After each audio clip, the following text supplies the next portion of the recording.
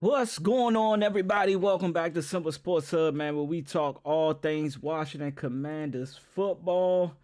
Hey, man, let's get into it. Let's get into it. As you all know, our Washington Commanders have done and completed their live press conferences for and I'm trying to get this right, the new offensive coordinator and defensive coordinator for the Washington Commanders, and we're gonna kind of go over. I was gonna play a little bit of Dan Q's presser, but we don't need to hear from Dan Q, right?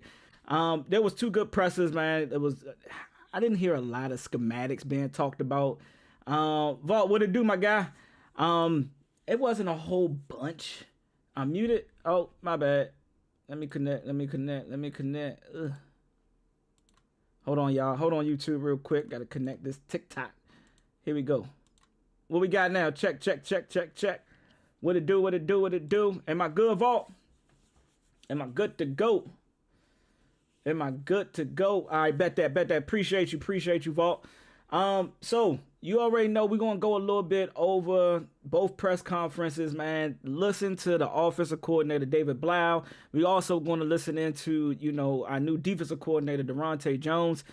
So this is gonna be a while. I'm gonna try to entertain the chat and try to listen and give my reactions to what is being talked about and what they say. Again, I'm not going over Dan Quinn. We already know the speeches of Dan Quinn. We already know what he gonna talk about.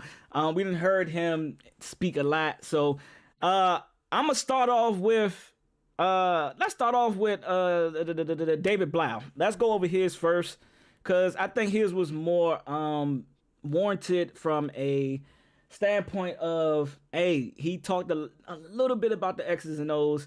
He kind of went in a little bit about what to expect from Jayden Daniels going into year 3, what his expectations are, and the big question. But let's talk. Let's listen into it. Let's listen into it and see what he say. So how surprised you sitting in this role? You flash back to like November, kind of a quick rise to get to this spot. What do you think? Sure, I think, I don't know, surprise. You feel like every step along the way you prepare for these opportunities, and surprise may not be the exact feeling. It might be grateful, incredibly encouraged and motivated based on, what I've kind of seen over the past month of DQ's belief and building me up. My bad. The first day I What's good, Cuzzo? built a very specific development plan for me, whether it's getting to call plays in practice at different points along the way, whether it's getting to present in front of the team opportunities like that. So, I don't know if surprise is the right word, but incredibly grateful. What up, Doctor Malika? What's going on with you? You were a coach for 2 years. Massage guru. I thought something else happened, bro. What you thought happened, man? Quarterback in the NFL prepare you to be in this spot at this point. Sure, I think I've been very fortunate to be around a lot of great coaches. Every step of the way, whether it was high school, whether it was college, whether it was in the NFL, a lot of the men that I've looked up to in my life have been fantastic coaches. Whether it's Oh no, nah, that didn't fire quit, man. This the press conference of David Blough and Daronte Jones.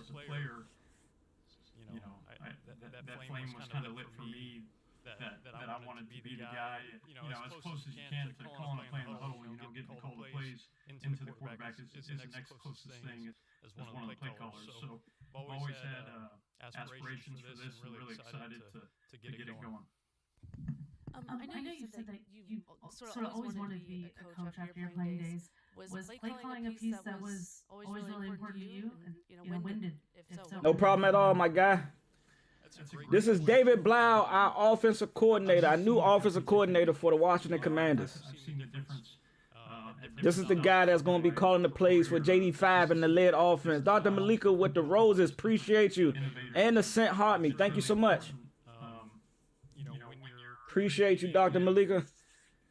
Developing players, putting them in the best positions to succeed, that, how important the play calling role is. So, kind of like I mentioned, John, like, it's as close as you can get to calling the play in the huddle and actually being the guy receiving the snap and and now developing that and helping get our group to the best collective outcome is what really excites me. And then having, like you said, been with so many coaches, how do you envision Yes. and how much will you Subi, Noah, yes. These are two new, fresh to play calling guys. Never called the offense or defense in the NFL. Daronte got a little bit more experience calling defense on the college level, so he's done it before, but just not at the NFL level. This is David Blough, first time ever. Kind of build it up from the studs around what Jayden and Terry and Laramie and all these guys do really well to put them in the best position to be successful. And that's what's exciting with our staff, even pulling from all these different experiences, new coaches coming in. He was a part of our staff going into the new regime of Dan Quinn and Cliff Kingsbury. Last year he got promoted to QB coach when I forgot his name, Pritchard or something Tavita Pritchard got the Stanford job back in college. So for a little bit towards the end of the season, he kind of took over quarterback coach. I wonder why you thought that was important going forward. Yeah, I think it opens up the some different schemes in the run game, some things that I believe in. It opens up different play actions and keepers and getting them on the perimeter in different ways. I think there's a yes, he's been with him for the last 2 years. So he got some familiarity with JD5 and how he likes to, what type of plays he likes, his playing style as a QB. He knows a little bit about him. So it's a good little matchup. But the major question mark is how will he be in game calling the game, and what philosophy or flavor of style of play calling he want to bring in. Of what they did, and I think that is something that we would like to implement. Daronte Jones is coming from the Minnesota Vikings. He spent some time with the Bengals, I believe.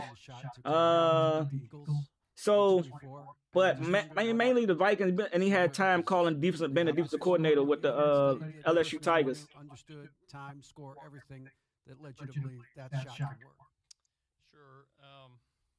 There's so much that goes into one play of say you get 65 plays in a game. That was a situation that I had been a part of previously in a different organization. A play that I had strong conviction about in April of that year, in May, June. There were different experiences. Massage Guru, yeah, you're 100% correct. I agree with you, no doubt. He really didn't. I don't think he really goes too much into what his philosophy on running and the certain attack or scheme he's looking to run from a run perspective. I don't even think none of those questions was asked. He has a really kind of, he's got a gift when you teach him something the first time, it just absorbs in there. So, I wouldn't say that. Yeah, Noah, he had a great first year, and I don't think it was fair to judge him on his second year dealing with Marcus Mariota, Josh Johnson, and Jayden Daniels as quarterbacks, not having Terry McLaurin. But some of the play calls, I guess there was just some disconnect between him and DQ moving forward that, the two parties said, hey, man, we just going to disconnect. We going to go our separate ways. So that's one of the best parts for me is that we have 2 years worth of relationships already built up. There's already deposits in that bank that, we can pull from. If we're talking about, hey, what does he do well? What are we building now? A lot of those conversations have been had over the last 2 years. So it's not starting exactly from square one. And I think as much as we can, we're going to keep some continuity of the way facts, we did. He's going to talk about play actions in a little bit. Shout out to the 1K likes, man. Thank y'all so much for double tapping that screen. I appreciate it. 1.1, and shout out to everybody that gifted.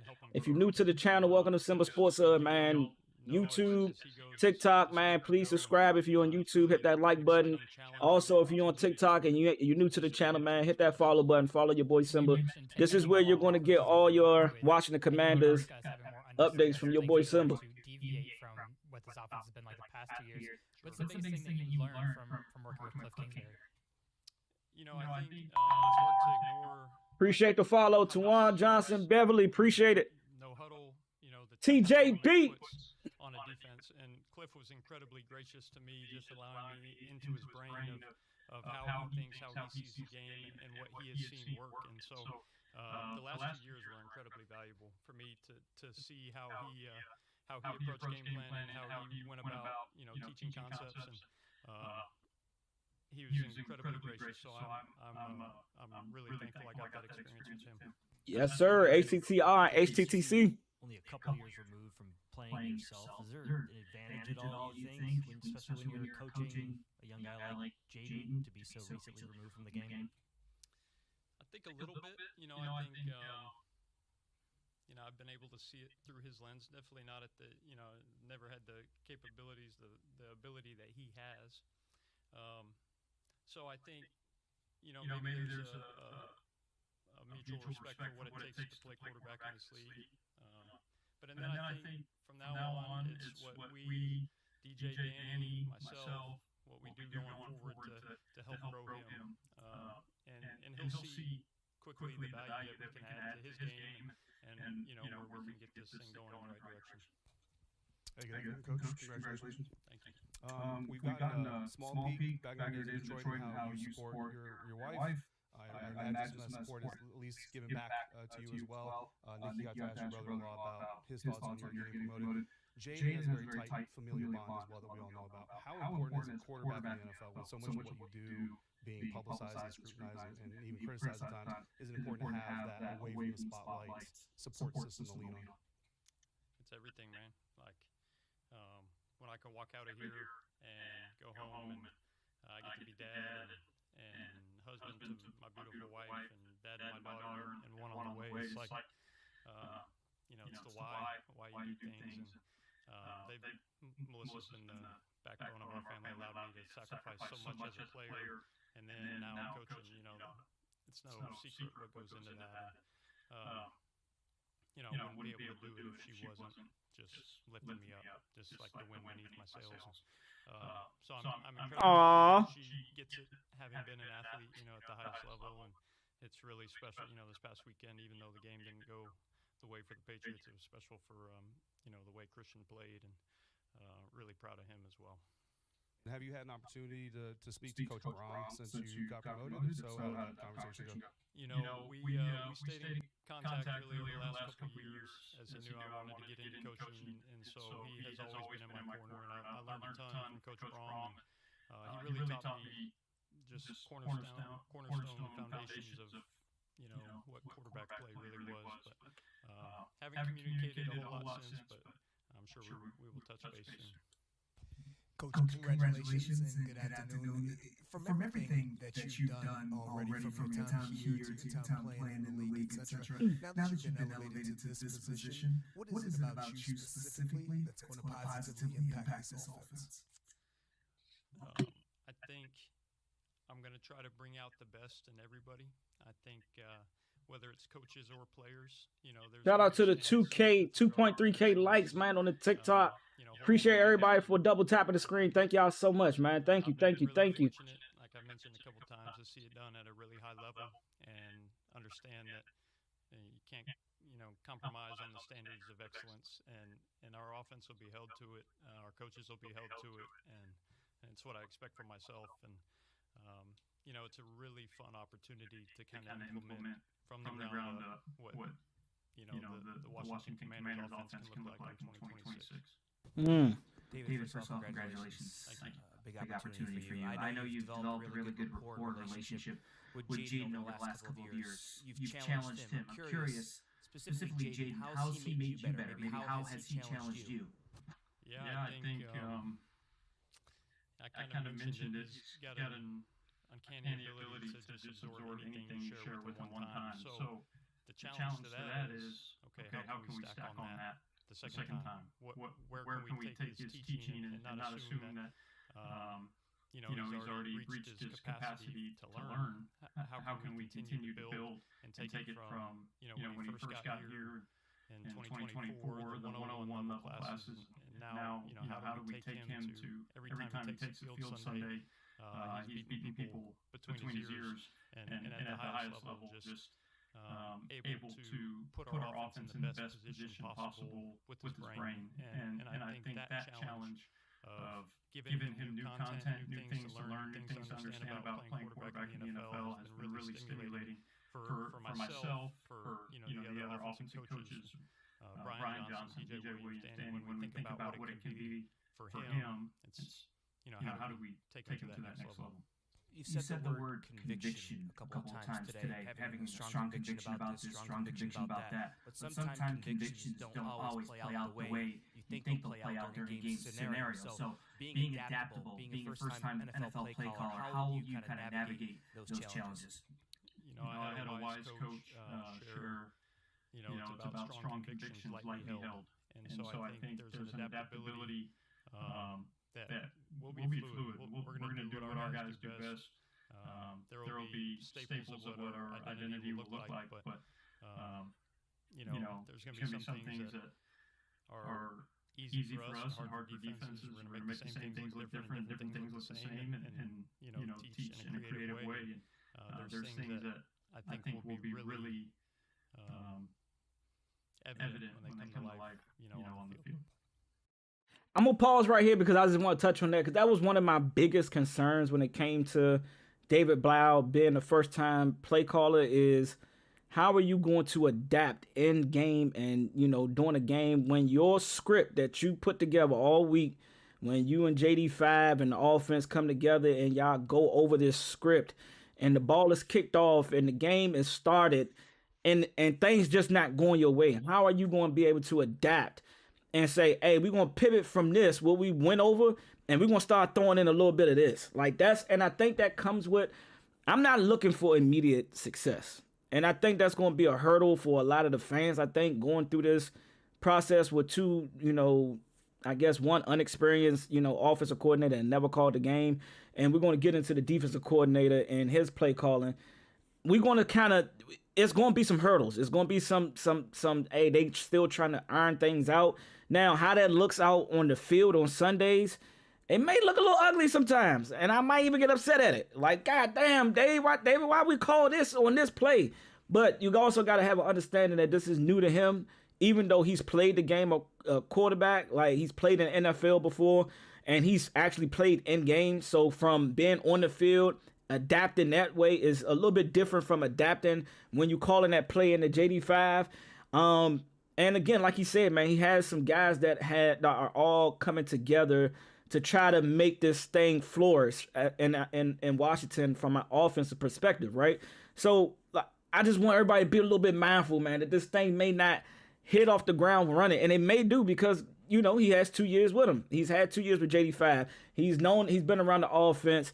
What they called last year, he can pull a lot from, and that's the adapting part, right? He's also, I don't think he's really going to speak about working with, Ben Johnson and Kevin O'Connell and like that. He mentions them, but not going into depth, right? But he's been in those other offenses, and say he pulls from each offense, Cliff, Ben Johnson, Kevin O'Connell, and he blends all of that together and say, hey, man, this script that we came up with this week, it ain't working. It ain't sustaining drives. We're not getting points. Now the adapting part may be, oh shit, I'm about to dive back into Cliff bag because that's what the offense knows the best. And we're going to start calling some shit from Cliff's side. That can be the adaptive, play calling that he picks up and starts to, indulge in game. You know what I'm saying? That's one of the biggest things. And I think it does come with time. It does come with experience of calling games in the NFL. And it's going to be a major hurdle because if you a Washington Commanders fan, they don't want no lapses. Like, they don't believe in that. It's, hey, we want success. We want success now. And if you're not giving us success, David Blough, DQ, AP, all y'all gotta go. That's the mentality of the Washington Commanders fan base. And I'm a part of it. I am a proud member of it. I have accepted it. I just think a little bit differently. This type of conferences, news, media days, I am intrigued about because I love the coaching side of it as well. I love to know what coaches' minds are, and I know they're only going to give us PC answers and all that, but it's good just to hear from the guys that's going to be calling the plays. So I just wanted to say that. Congrats on the new gig. Understandably, a lot of talk about Jayden here, but I'm curious, how do you feel about the rest of this offense, specifically your skill position players? I understand it, TJB. I understand it. Yes, I want to win now too, but hey, man, when you starting over, and it's not 100% starting over, but, you know, because he's been a part of the offense for 2 years. But again, him calling the plays is where we're starting over at. Cliff has called plays before. He's done it on every level. You know what I'm saying? David hasn't done it yet. So we got to be a little bit at ease when, you know, certain things may not go right in 2026. And it may go right. We just don't know. We got to see. I'm just giving the what if, pretty much. 70 days for our coaching staff, evaluating our own players, acquiring new players, to figure out what we do best, and then implementing it so that, 200 days from now when we take the field, 220 days from now when we take the field, that we have put in a ton of work to put our guys in a position to teach what they do really well, to be at their best, week one. So I think we got a long way to go, but I think it's going to be a fun construction process. Appreciate to the 3.8K likes. How do you view Bill? Like, how much growth potential is there, or are you a firm believer in kind of that committee approach you saw with Cliff? I think as everybody saw, all the flashes that Bill had in his rookie season, I think it's really exciting to think about what he can look like in the second year behind this offensive line. And I think we've got one running back signed, so there will definitely be acquisitions that take place there. And it depends exactly kind of how the room looks, but man, incredibly confident in what Bill can be in this league as a starting running back. Hey David, for a quarterback that has played primarily in pistol and shotgun through his college and NFL career, what kind of challenges will going under center kind of provide, and what does that kind of learning curve look like for Jayden? Shout out to the 4.1K. Keep double tapping that screen. Thank y'all so much, man. Appreciate it. It's simple things, like taking a 7-step drop instead of taking a 5-step drop, taking a 7 steps instead of a 3, and so there's a lot, just basic fundamentals that go into that. But even as the course of the last couple weeks of the season went on, he got more experience at it with a little bit of a transition from our offense. With Josh playing at the end of the year, and even on when there were scout team reps we had when I agree with you, Ray's Hill. All the way through, so it won't be completely new to him. He's got a ton of time with coaches, that he's worked with in California to kind of grow in that area, and we'll hit the ground running on that.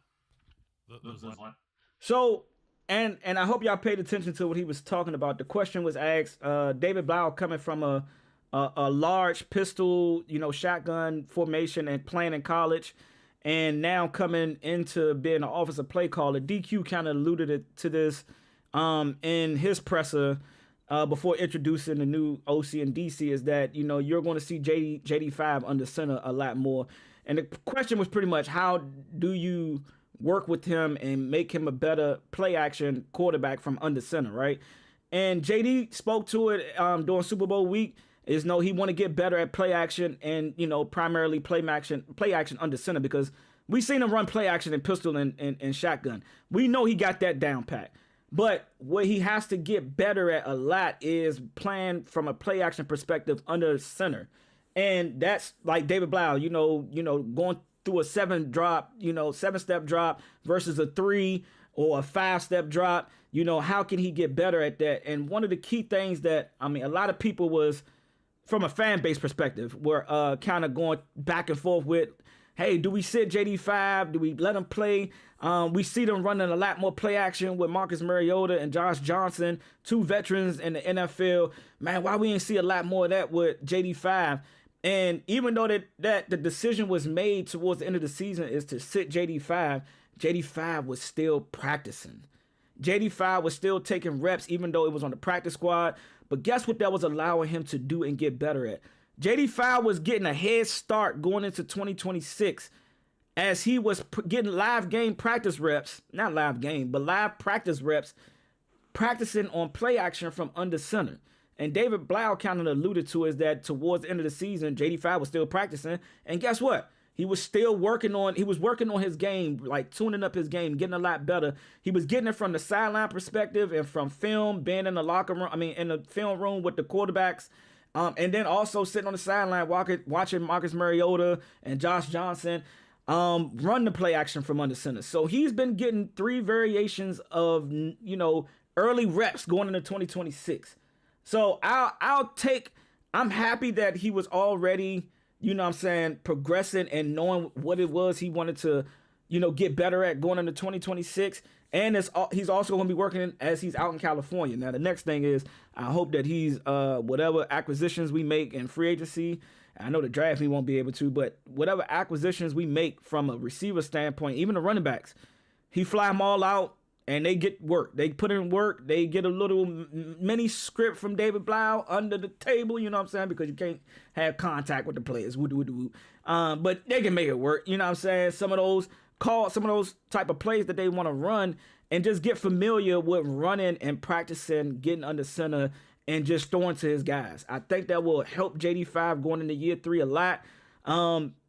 And I'm excited that is something that they are addressing already, and they already talking about it now in the presser. But y'all already know me. I'm an action-based guy. You can tell me a whole lot. I want to see it on the field.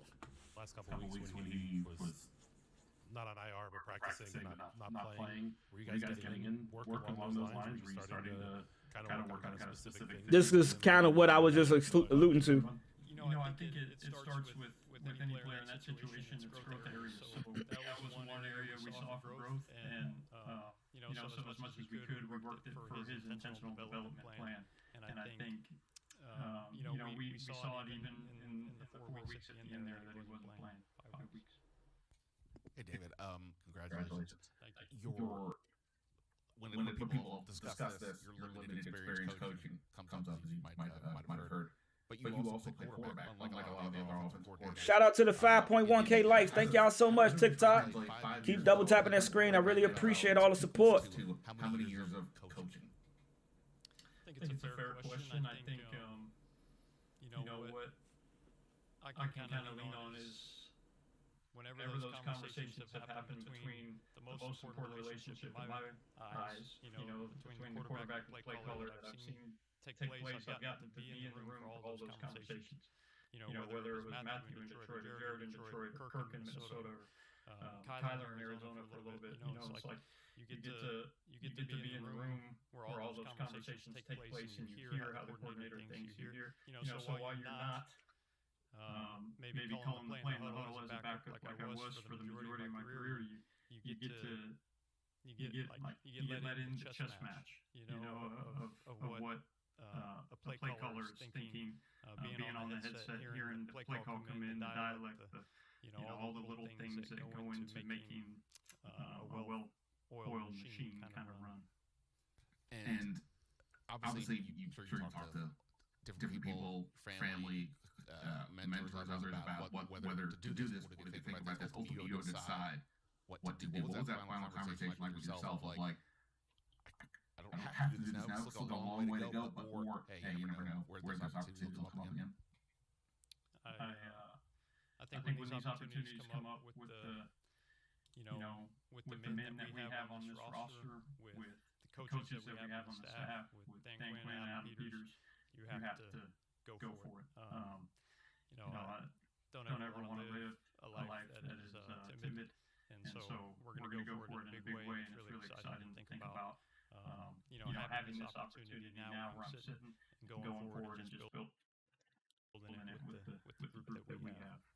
And that's, hey man, like that's something that we lost. And we gotta be honest with ourselves, man. We did not see a lot of fourth downs attempts last year.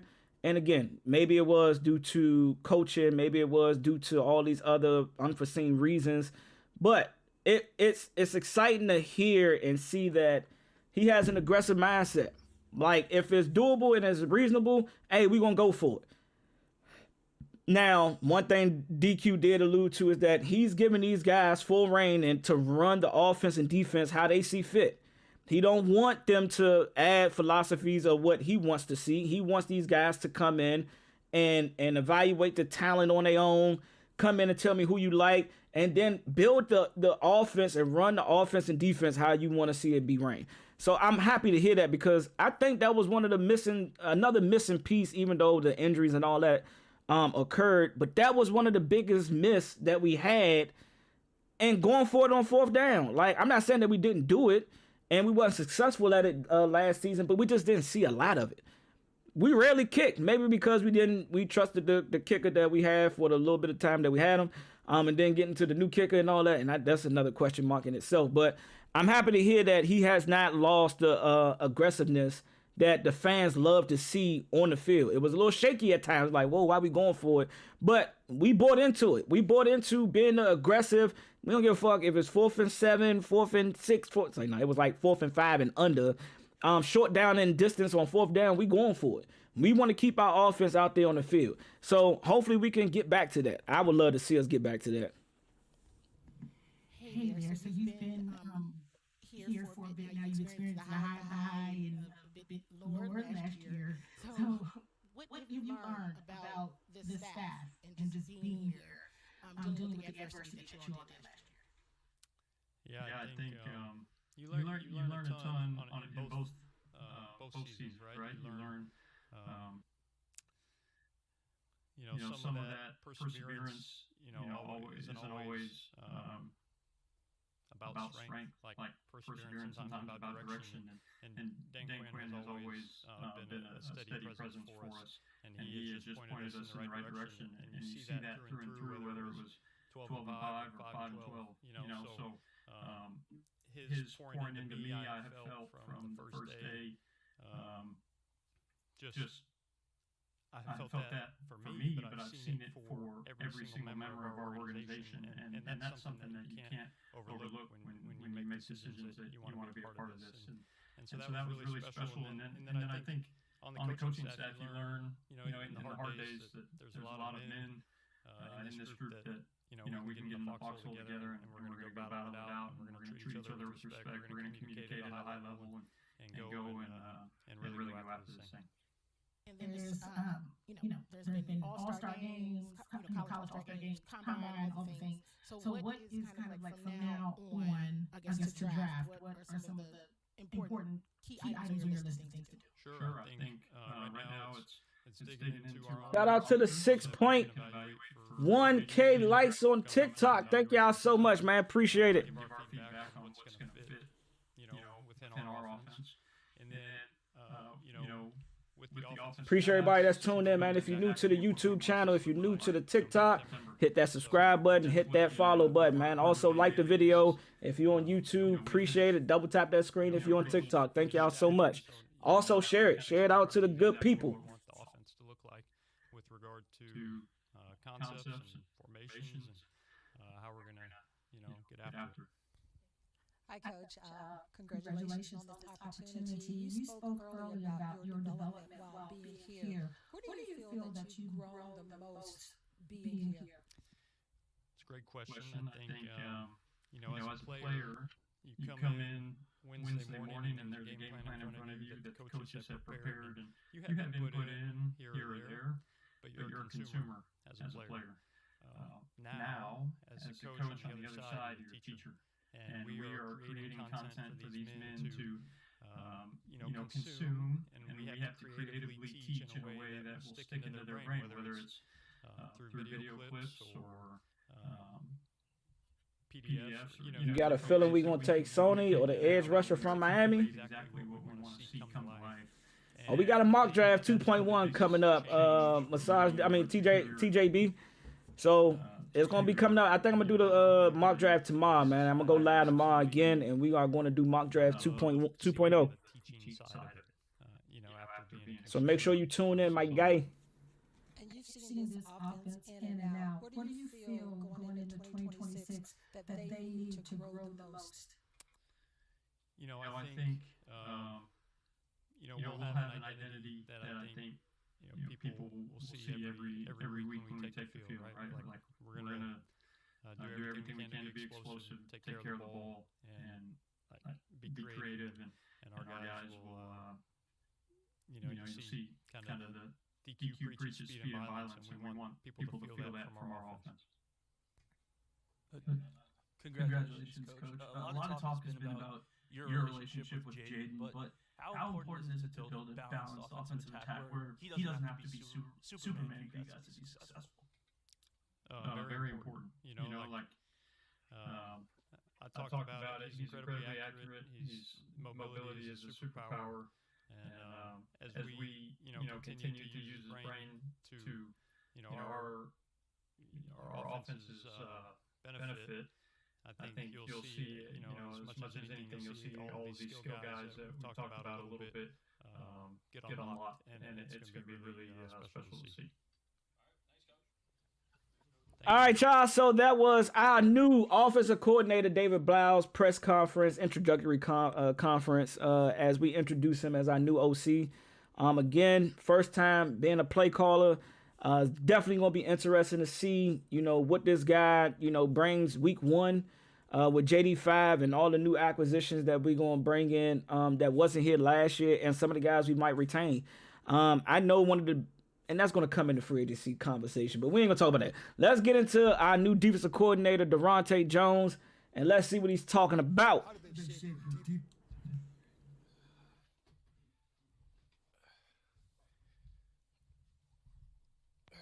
Good afternoon. Yes, sir. Okay. John Kine from ESPN. You've had this one I'm excited for. How did you prepare as you're going along the way, as you advance in your career, to put yourself in this kind of a spot?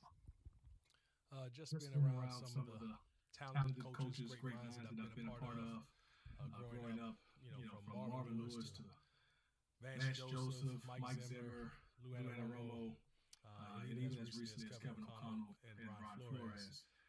They prepared me in being around them, learn lessons, how to lead, how to structure their side of the ball, how to implement certain learning techniques, and finding out about the culture amongst the guys have helped guide me to where I'm at today. So just real quick, man, like this right off the bat, like him speaking about learning from some of the greats that he's learned from, in his tenure of being in the NFL. He spoke about Marvin Lewis.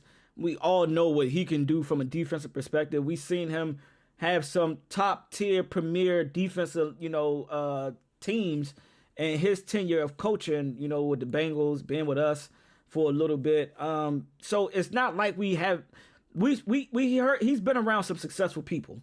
Now, this is another guy, another coordinator that's never called the game, but when you are a sponge and a coach and you soaking in the knowledge of some of the greats, you get to come in and see how some of these guys operate, how they go about putting together a game plan, what philosophies that they're teaching on the field, in the film room, in the study room, how they getting, the players to buy into not only the game plan, but the why about how he going about calling the game. So Vance Joseph, Marvin Lewis, been around Brian Flores.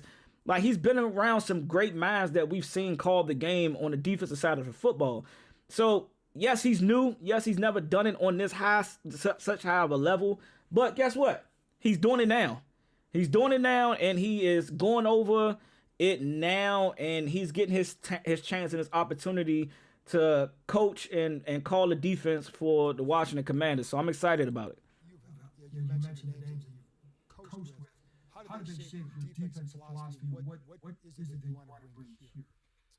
Versatility, adaptability, using our players' strengths to the best of their ability, maximizing what they do, being a feature of that, and then minimizing the things that they don't do well. And each coach has provided a certain way of highlighting. He was the defensive passing game coordinator, not the DC TJB.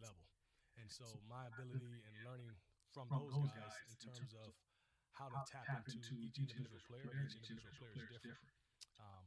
But it all starts with relationships. And the biggest thing that I've gotten in this profession is how to attack and relate to players and connect with those guys. And that starts with the relationships aspect of it. And what does that mean? That starts with trust. And I like that. And y'all probably gonna hear me stop about this one because y'all know I have a defensive mindset when it comes to the NFL. I want What we saw with the Seattle Seahawks from a defensive perspective, and a shout out to the New England Patriots and how they played defense in the Super Bowl. That's the, like, I want to stop. I don't want you scoring over 20 points. Yeah, you might do it, but it ain't going to be easy for you. We can all admit as Commanders fans that last year's defense, it was easy for Bama to score against us. It was easy for defenses to move the ball down the field. And we heard all types of, it was the personnel, it was the agent of the personnel that we had on defense. It was the communication factor. It was the terminology not being picked up and digested by the players and presented on the field. It was all these different types of things that occurred to why we was damn near ranked last in defense. And again, this is all like verbal that I'm liking and I'm hearing from Daronte Jones.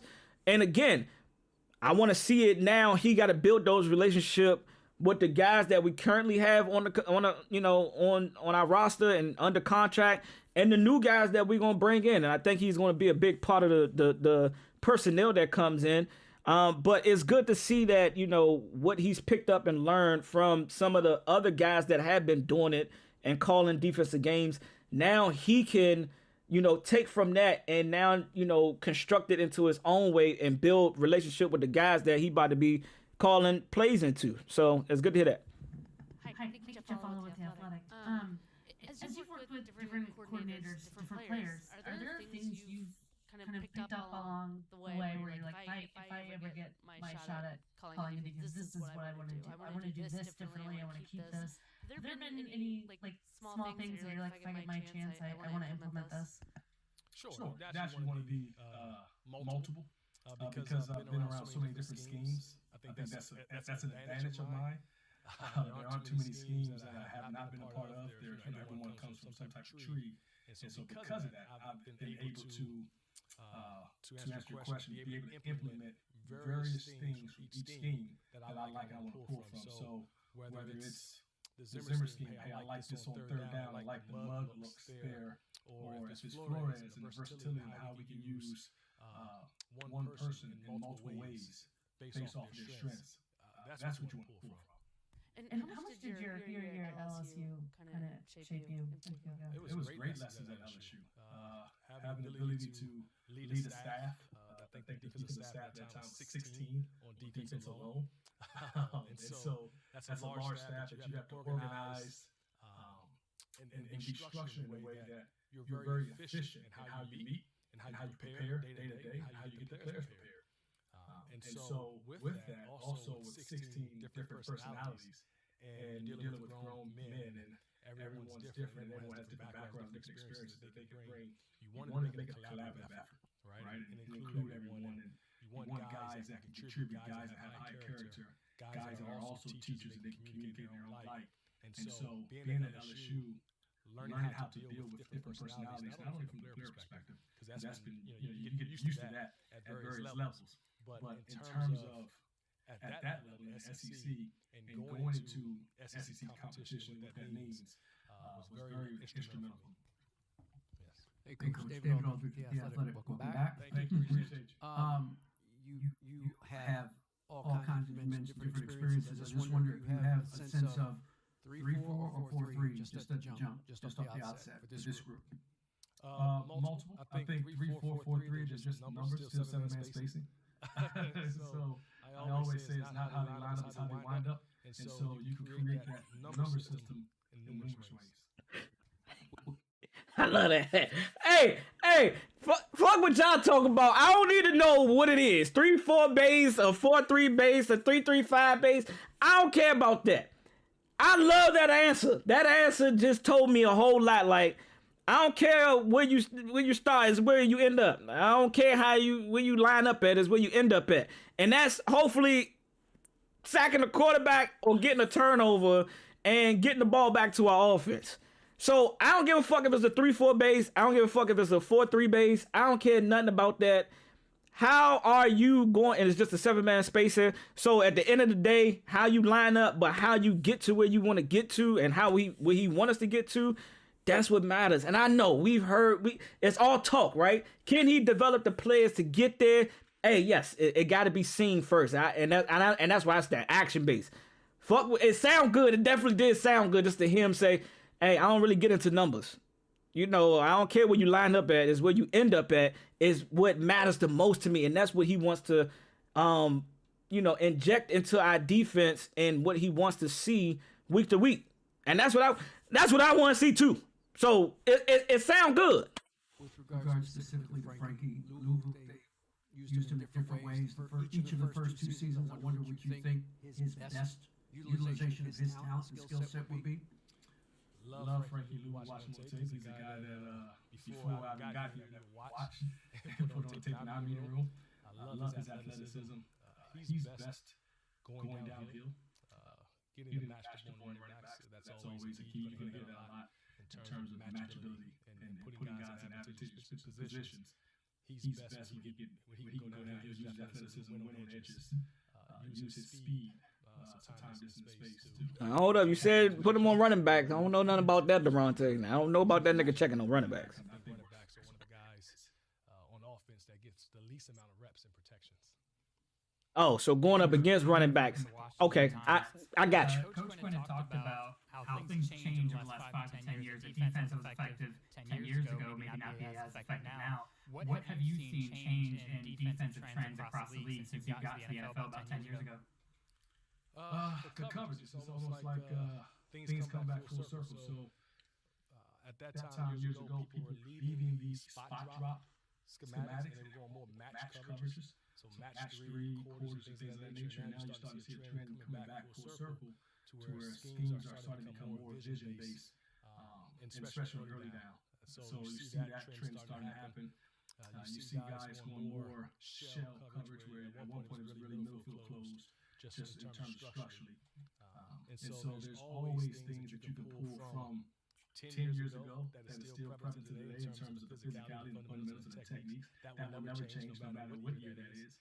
So you want to emphasize that and lean on that. And I think that's where defense can continue to grow. If you watch the last couple of years of the Super Bowl. J Bug, what it do, my guy? Appreciate the heart. The roses sent. Appreciate the heart, my guy. And why was Washington the right fit? What was it about this coaching staff or this building or this locker room, these players that appealed to you? Well, that's a loaded question. Again, I grew up in the area. I grew up, wearing the burgundy and supporting the Washington organization. I went to elementary school, middle school, literally right across the street from where the stadium is in Palmer Park, Maryland. I went to Kilmore School. Around the corner, Slim. Growing up a diehard fan, the family's backing it. So when the opportunity came, I thought it was a win-win situation when the best foot forward. And then when you talk about the people in the building, such as Dan Quinn, such as Adam Peters, great ownership with Josh Harris and the crew. I want to say thank you for that. I didn't say I want to start off just by thanking the ownership, Josh Harris, thanking Dan Quinn, thanking Adam Peters for the opportunity that they afforded me. But when you're around certain people, you see the alignment of the organization, ownership, management, head coach, quarterback. It's a win-win for not only the DMV, but a win-win for me as well. And him being a nigga from the DMV, you know what I'm saying? It's definitely a delight to have somebody from the city that, can come back and have a full circle moment where, he's coached in the DMV area. And he's now went out and ventured out to different states and cities and coached and been a part of the NFL. And now to come back and have an opportunity to call defense for his hometown team, somebody he grew up, rooting for, it's definitely a full circle moment. But let's not, hey, Daronte, message. If you ever hear this message, you probably won't. I ain't that big of a content creator yet, right? But if you ever hear this message, Slim, I'm happy that you got the job, Slim, but it comes with a certain level of, thick skin. And if you're from the city, you definitely know that you got to be of a thick skin type of guy to be in a Washington Commanders, player, coach, general manager. If you working for this team, Slim, you gotta be ready to take on the bush that you're gonna potentially hit. So, I know you from the area, and I'm rooting for you because you are from the area. So that alone, I'm double rooting for you. You know what I'm saying? You are DC. I want to see us be successful in the defense that you call. and how you get to shape these players to play top level defense, and we can have a potential top 10 defense as you are our defensive coordinator and take us to higher heights. You know what I'm saying? Hey, but don't get it messed up, Slim, just because you from the area, you from the city, you know what I'm saying? Not DC. I know the DC guys. No, bro, you can't say the city. You from the PG County area, you know what I'm saying? Hey, you mess up. Hey, Slim, your time is gonna be limited here. I'm just gonna let you know that right now. I'm gonna give you a fair opportunity as a fan. First, I'm gonna give you a fair opportunity, but I know how these fans start talking about people when they don't, produce. So, hey, you better show up, Slim. Or you're gonna be right back out looking, right back, what I'm saying, trying it again. We seen what happened with Joe Witt. But hey, I just wanted to let that know from a DMV perspective, as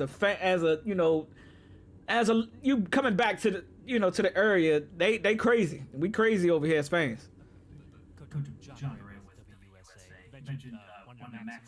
Shout out to the 11K likes, man. Appreciate it. Y'all listen to this, fans. I know y'all don't want to hear this. Yeah, I had a chance to speak with quite a few players already, and they're all excited to get going, just as I am. But I think the team is filled with some versatility players, and I think they can be used in several ways. You look at a Samer Steele who was very versatile coming out of college, and the things that he was able to accomplish at the University of Michigan, not only winning a championship, but the way he done it, right, and how he led those guys there. Shout out to the 12K. From that championship team, everyone points to him as being the leader. You look at Quan Martin, who I know evaluating him coming out, we were like, hey, is he a safety? Is he a nickel? Is he a corner? That's another guy that has versatility, And then I think when you look at Will Harris and how he's able to move in the line of scrimmage, cover tight ends on the deep halves.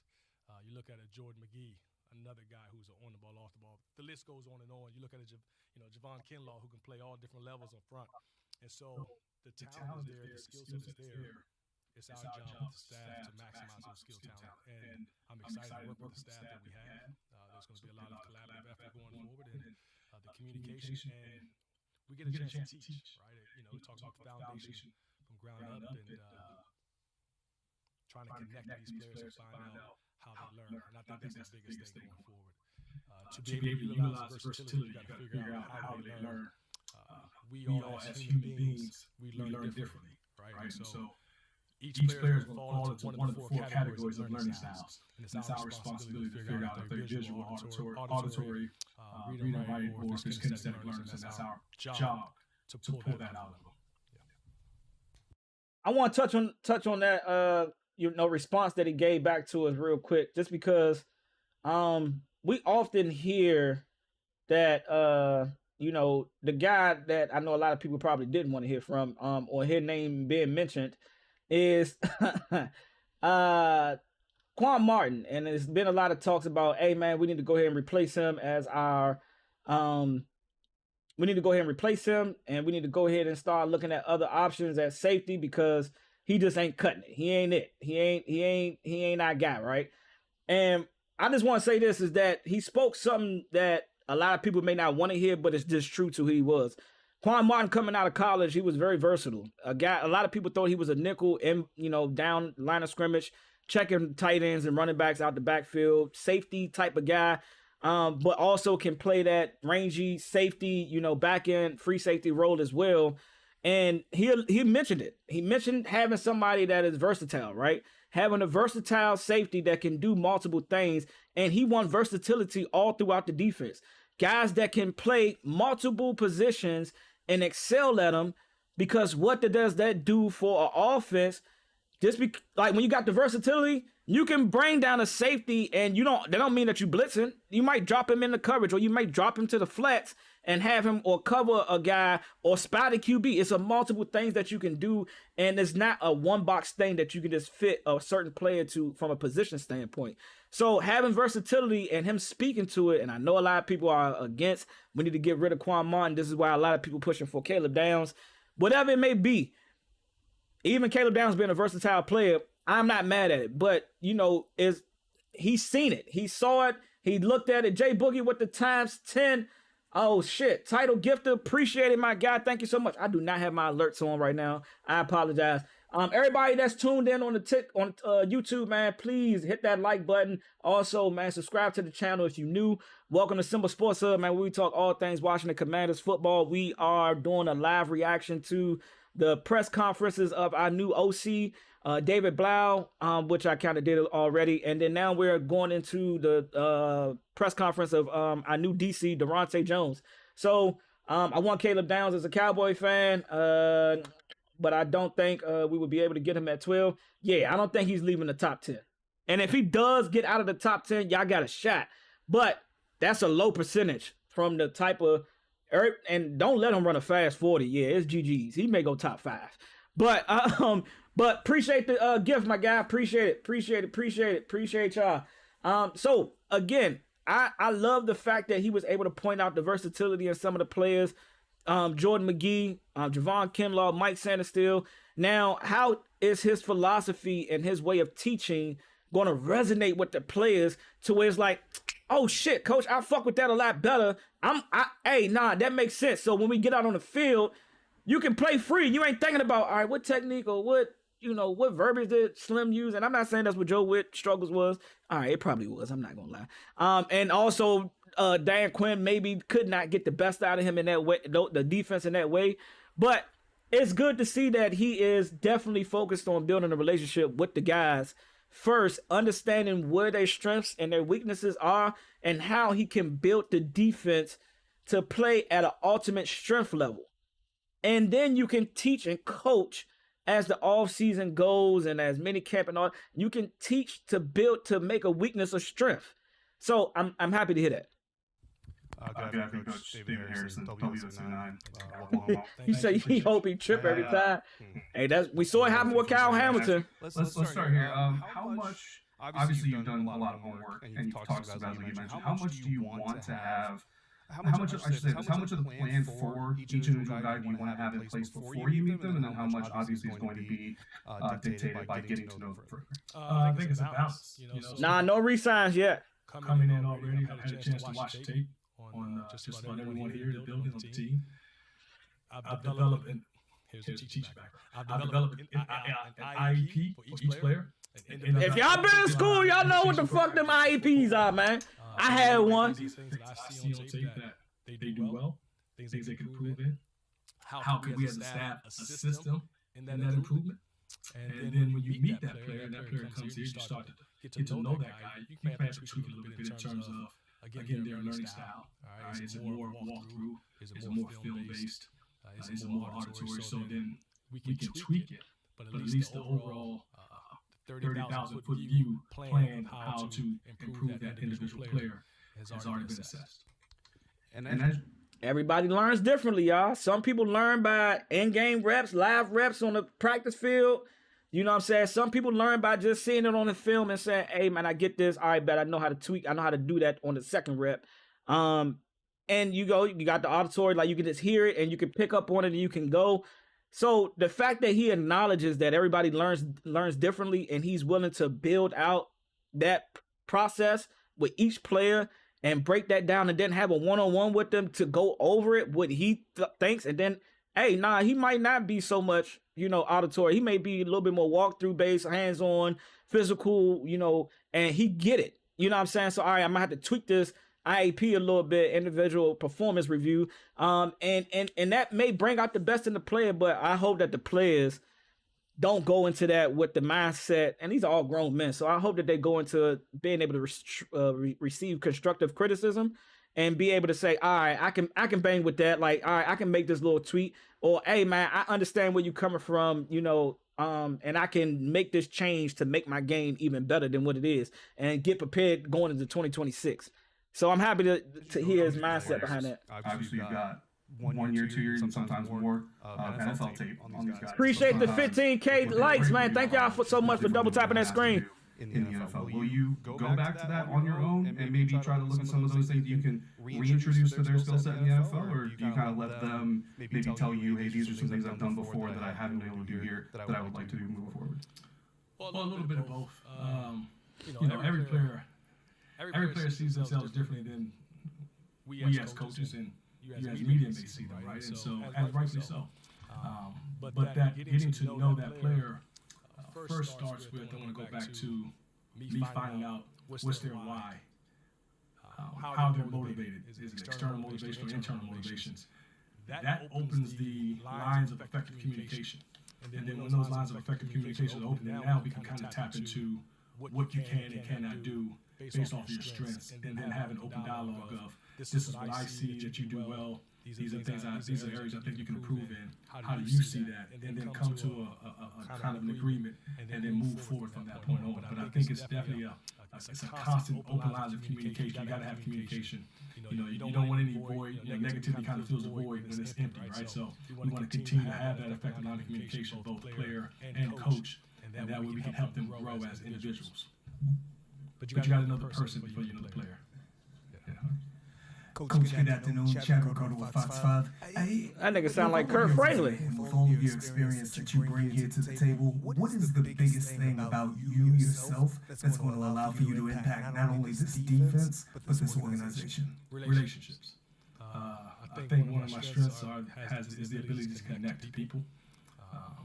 I've taught at every different level. I've coached at every different level, from Division I, Division II, Division III, 1AA, high school. I've taught high school, coached in the CFL, now in the NFL. And what you come to find out is when you've been on so many different levels, you come across so many different people, right? And they come from all different backgrounds of life, and you got to find a way to meet them where they are. That connection allows the relationship to grow. That can allow the growth of that person to get to the highest levels, and they can maximize their abilities. And so I intend to get to know these players as I've already Jay done. Bug with the hat said, appreciate you, my guy. Talk about the why. Appreciate you, Jay Bug. But that's my strength, is the ability to connect and build relationships and to teach. And then everything else shows up on the tape. Daronte, Scott Abraham, ABC7. Welcome back home. Thank you. I appreciate it. It's very exciting. Fans love buzzwords, right? So they probably want to know, what will a Washington-led defense by Daronte Jones look like and feel like? Buzzwords. I'm not going to say all the typical coaching buzzwords, but I will say that when you turn on the tape, joy would be one. All right, that would be the number one thing, that if you turn on the tape and you're watching TV from wherever you may be watching from, to see the joy that these players have when they step on the field, the joy that they have when they're playing with one another, the camaraderie. That's the number one thing that we want to have on the defense.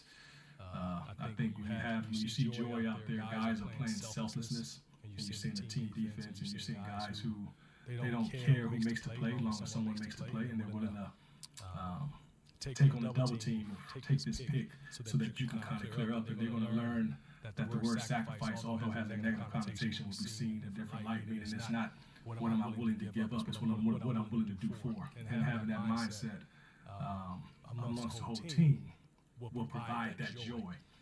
But outside of the joy, you want to see guys that are constantly attacking the football, creating takeaways. You want to see guys playing with some type of some high IQ, some type of intelligence out there, and communicating. So, but the joy is the number one thing that you want to see. I'm not going to use any other buzzwords that trigger things, but joy will be the collective unit. You said something earlier that stood out to me. You said it starts with trust. Yes. So how do you earn the trust of your players then buying into what you're coaching? Well, for them to buy into what I'm coaching, they have to, one, buy into who I am as a person, and that I genuinely have their best interest at heart. And how do they do that? Is from me getting to know the person and not the player. That's me getting to know, again, their upbringing, how they got to where they are, the people that matter to them in life. That's me asking them about, hey, how's your mom? How's your loved one? How's your child? How do they do in that basketball game? And you start to develop that relationship. And when you develop that relationship, they realize that, you know what? He cares more than just if I'm making this play or not. He's really invested in me. And so because he's invested in me, I can now become invested in him and what he's teaching and buying in. Because when you're dealing with especially football players, or just any athlete, or people in general, for me to listen to you, I have to be invested in you, right? If there's no connection there with that, how hard is it? How willing am I to be where I need to be, and do what I have to do if I don't feel like you really have my best interests at heart? And so just starting, I think that's what the offseason's about. It's a great opportunity to, them to get to know me get to know them, and I think being around Coach Quinn, you can get a sense of that he's a people's person. He's about relationships, the players that he brought in this building, and the culture that he has. I'm just reliving. I'm just going through and fulfilling the vision that he's already set forth. That's all. I'm just moving to continue to move the needle that way, because he's already had the foundation of that in this building. Just the guys that I've met, and just watching him interact with people. And I'm gonna say this. Yes, you do have to have a relationship. Shout out to the 18K likes on the TikTok. Appreciate y'all for double tapping that screen. Thank y'all so much. But I'm gonna say this real quick. And I'm a firm believer in this, is that, yes, you do have to have a good relationship with your coach, because that's how you guys mesh together, and that's how you're going to put out the best product on the field. But that's a two-way street, right? As much as you may not 100% agree, but if you under contract and you on this team and you got to buy in, there's a two-part for the players. Yes, you got to have a connection with the coach, and y'all got to have some type of relationship built, or just some type of understanding as y'all go about business. Because this is a business-led industry. It's production. You got to produce. But from a player standpoint, is that you also shouldn't need just to 100% be buddy-buddy with your coach.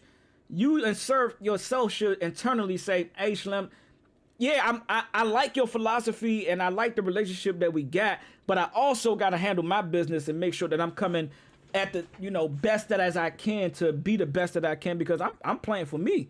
Guess what? He might get another opportunity. He might get other 10, 7, 8 guys that ball out, and you may be the one that's the guy outside, and you won't be finding yourself looking for another job. So it's a two-way street from a player perspective, and it's a two-way street from a coaching perspective too. But I like that he's saying that he want to build relationships with the players first, and then, build the relationship first, and then, build, to understand what the player likes to do.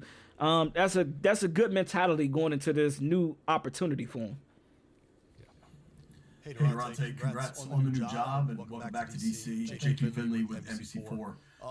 You've talked about wanting to be multiple in all your different stops in your coaching journey, but the last stop in Minnesota was with an ultra-aggressive. Shout out to the 19K likes. Let's get it. Let's run it up to 20K. Well, it's about what we do well. If we have the players and their skill sets, some of the skill sets are to be aggressive. By nature, I'm an aggressive person by nature, just in the background. And not only with Brian Flores, his aggressiveness looks a little bit different than what it may have been in the past. But really, if you think about it, there aren't many differences between him and Mike Zimmer in terms of the aggression. It's just, Zim was more third down aggression. With Flo, it's more first, second, and third down aggression, right? And it just looks differently. Zim was more mud looks, whereas Flo is more all offsets. But there will be some incorporation of all that.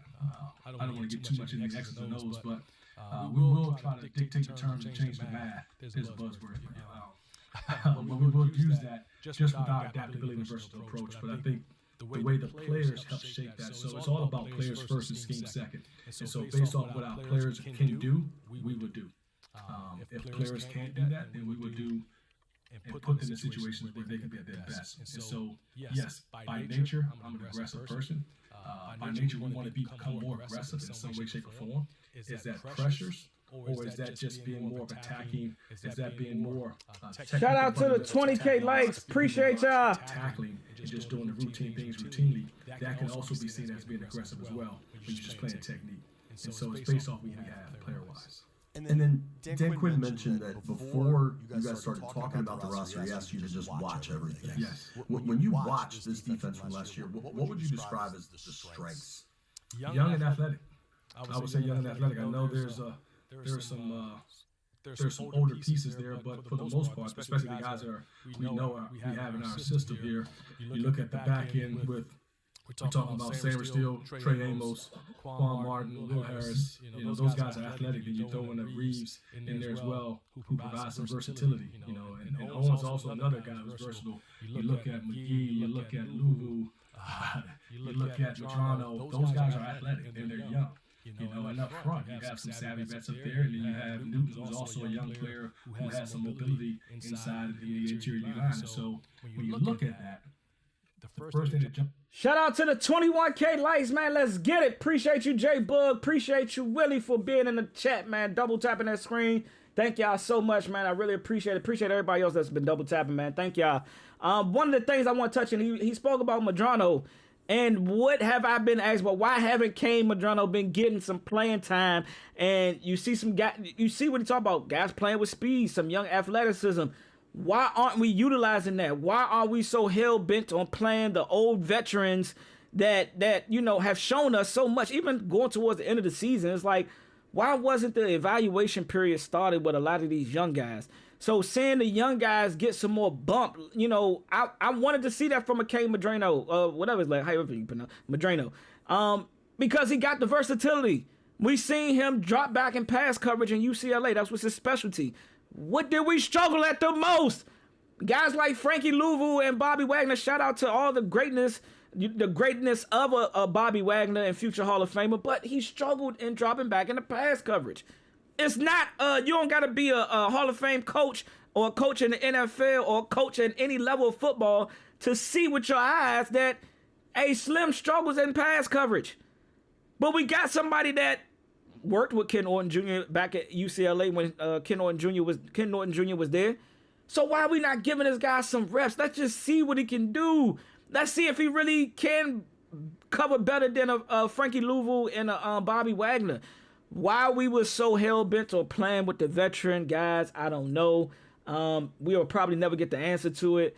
Maybe 10, 15 years down the line when guys are gone and players have left the building. Maybe. I don't know. But I like that he's bringing up the young guys like a Madrano because I wanted to see him play. I wanted to see him get on the field. Shout out to the 23K likes.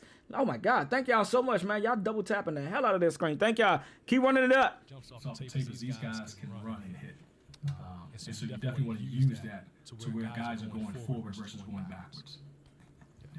Hey, Daronte, Mitch Tischler with Monumental Sports. As you've looked at kind of the defense from last year, the players that are coming back over, have you started talking with Adam Peters, Dan Quinn about the types of players that you want to bring in? I guess what are some of those characteristics that you look for? One, tough, physical, versatility. We talked about that. And just with anything, our ability as a staff, our players' ability to be adaptable, and whatever that may look like. Because when you're coming in, you may have a different vision on a certain player, or you view versatility more than someone who you know is a first and second down Mike linebacker. Just all parties being versatile and being adaptable in that. And I think being on the same page, and I have a great feel and sense that even in the hiring process, when we're talking about position profiles, that their vision, the vision that we have as a collective unit, and the vision that we have as a staff, is all with the same thing. So we're aligned that way. Hey, Daronte, Ben Standing with Last Man Standing in the Team 980. When you go in for an interview, typically you highlight some of your stronger points. What was it like when you had a conversation about 31-0? We didn't discuss the. Sorry, y'all. Fuck this lame ass reporter that decided that it was cool to bring up them beating us 31-0. Like, come on, bro. Like, why you even had to bring that question up? Nobody wanted to hear that, Slim. Nobody wanted to hear you bring up us getting dog walked 31-0 and how dominating their defense was, bro. He don't want to talk about that. That was last season, bro. We in the new season now, Slim. Man, kick him out. Add me to the reporter list, man. Like, why y'all got these type of guys asking these type of questions? 31-0. Yeah, we didn't talk about that. But I will say it was just about, it's just about the joy, it's about the game. Any given Sunday. That was a very tough team to prepare for. With Terry coming back at that game, that Jayden Daniels, provided a lot of issues. It's a lot of issues that the offense can provide. And I'm looking forward to being a part of it this year. And, me and David, we have some history together. We were at Minnesota at the same time together. And so it'd be fun. It'd be fun to kind of just merge all this together and so that we can also have a successful year in 2026. And you mentioned some of the youth on this team also. You had older guys like Bobby Wagner and Von Miller who were free agents. How do you kind of envision, like, obviously, in general, this team's got to get younger. So how do you view from your perspective of, hey, we need some experienced guys, but we also have to have more athleticism, speed, things like that? I think you have to have a little bit of both. I think you can't go too far on either end of the spectrum. So, you have to have some veterans to kind of balance those things out and help those guys come along, because those veterans can provide knowledge various ways, right? It's not just on the field, it could be off the field. It could be, how do I study? How do I watch film? How do I become a pro? And so having veterans around, I think it's a great piece and a great thing. It's all speeds up the development of young players. Hey there, Coach Jump. My name is Candy Waller from Blue TV. So welcome back. Thank you. Appreciate you. So kind of pulling on the thread of Nikki's question, as an HBCU graduate and having coached on the HBCU level, how has that shaped who you are today? It's the foundation of who I am today. Having to attend and graduate from Morgan State University. And then Shout out to Morgan State. Coordinator experience at Morgan State University.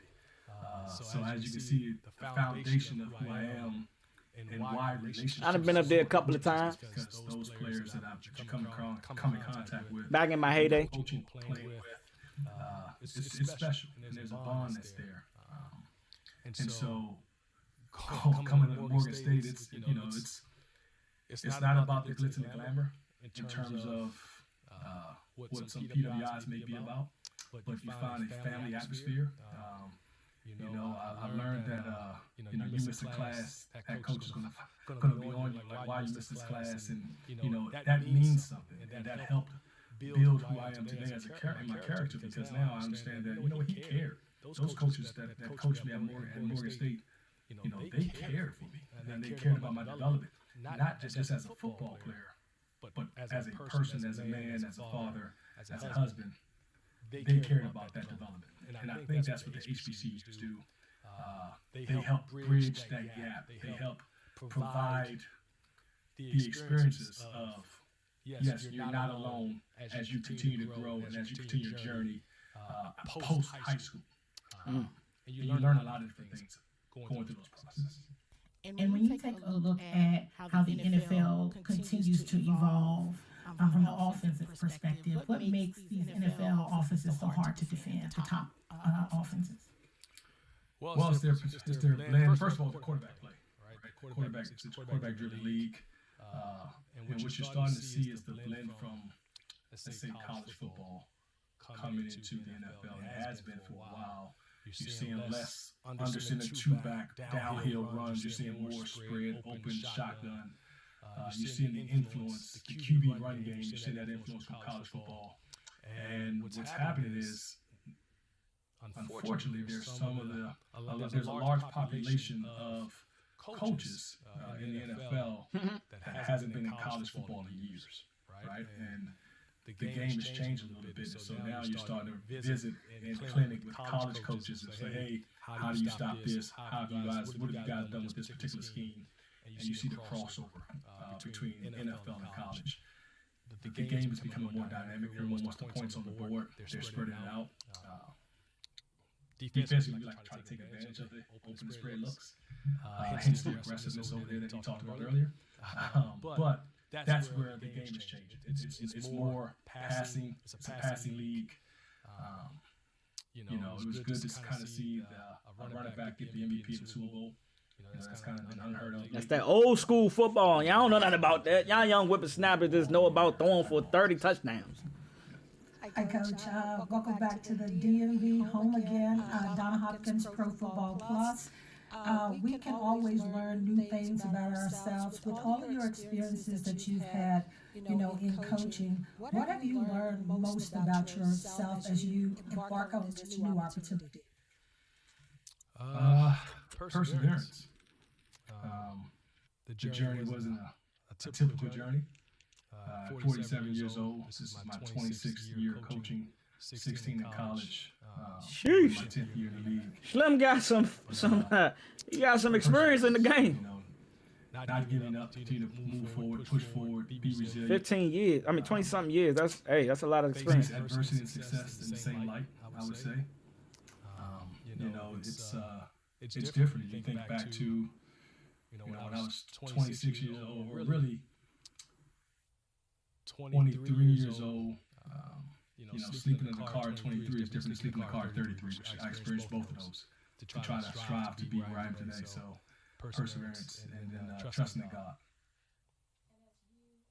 With your defensive staff, what is the message that you want to deliver to them as you all bond together as a unit? Definitely talk about being collaborative, having a collaborative input. We don't care where good ideas come from.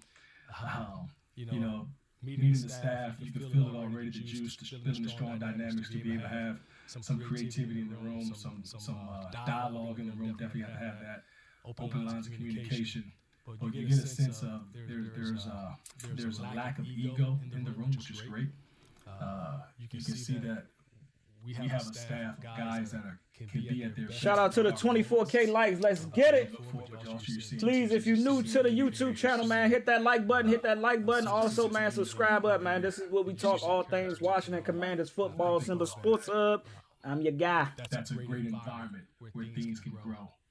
And we can bring it all. We can make it all come to life in terms of our vision that we have amongst the defense and for the organization as a whole under Coach Quinn.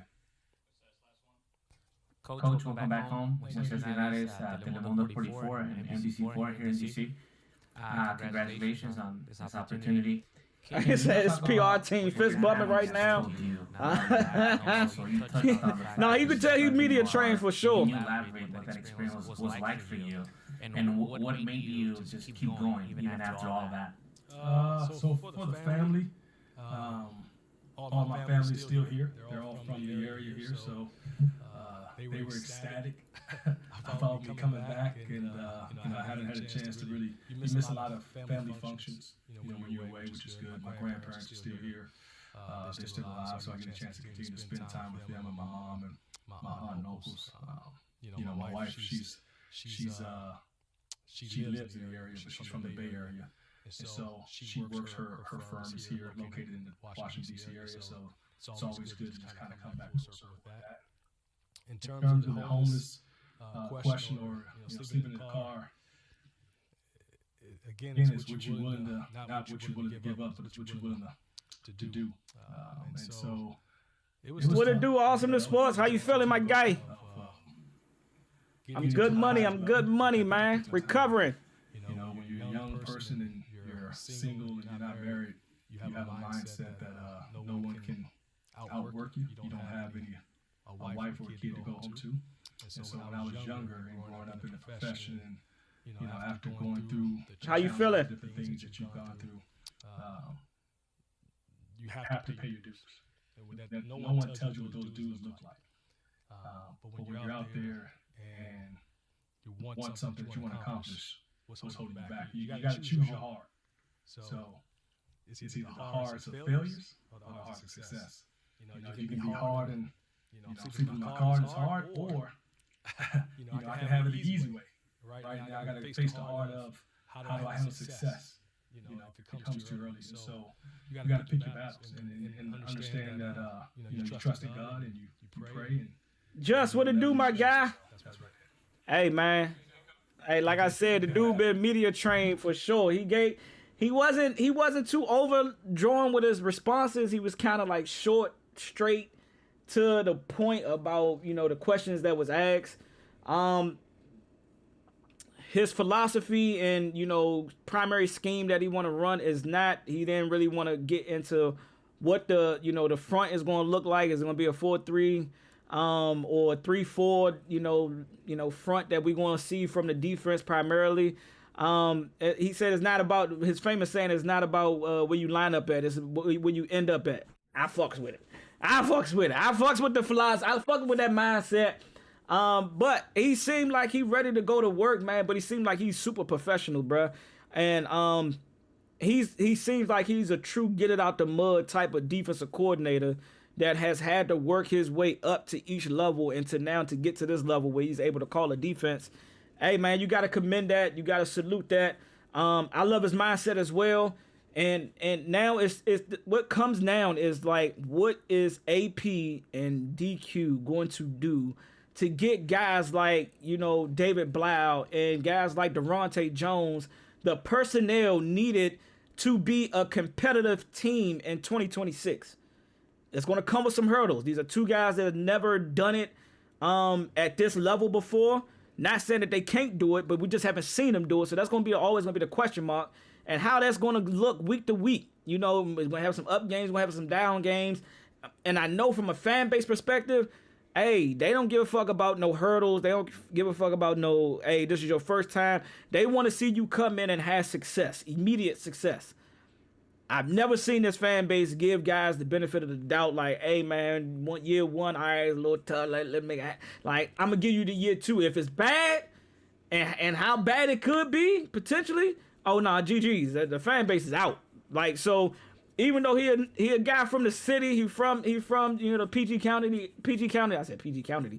Look, Lord, that shows my education level, right? He's from the PG County area. Who do you think the draft pick going to be? Alex, you got to tune back in tomorrow. I will be doing a live mock draft. Mock draft 2.0 is tomorrow. Get ready for it. Y'all get ready to tune in. You know, I'm going to be going over the draft and who I like. We're going to be making some trades in this 2.0. But when it comes back to the OC and DC, man, I like the mindsets. We got a young, potential innovative, you know, offensive coordinator, which I think you need. You got to be a little bit innovative in how you want to put an offense together and the play calling that you do, along with the designs. And then, you know, we got a mid-season type of guy, but just haven't been given the opportunity. Our defensive coordinator. And let's see how his mentality, his mindset transitions into the players, and then transitions into on the field come week one. So again, I'm excited to see these two guys get out here and make some noise. Adam needs to dial in this all season, bring in some dogs for them to work with. For sure, I agree. Now it's time to play around with some money on this all. Yes, he gotta spend some money. He gotta be willing to spend some money this all season. AP, and again, we ain't gotta go too crazy. We ain't gotta go out here and spend all of the potential $98 or $100 million that everybody talking about we can create. But one or two guys, you got to make a big splash acquisition, whether it be offense or defensively, or you can do both and bring an offensive guy and a defensive guy, and then go mid-tier for the rest of the picks of talent to fill out the roster again.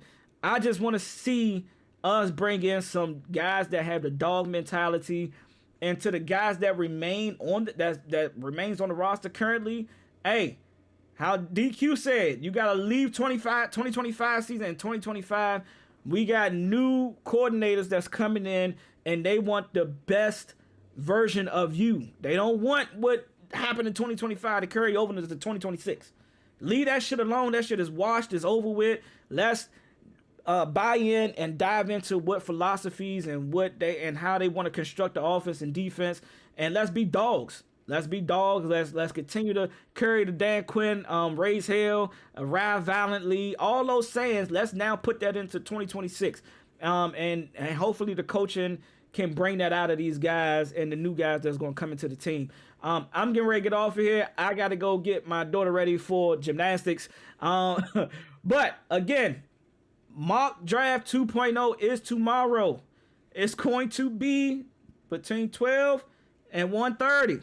That's the time I'm going to be going live, and we're going to go over the mock draft. There will be trades involved. So to everybody that want to come in, shout out to the 30K TikTok likes. Thank y'all so much for double tapping the screen. I really appreciate everybody that tuned in as we reacted to the new OC and DC for the Washington Commanders. Y'all already know. I catch y'all in the next one, baby. Raise here. I'm up out.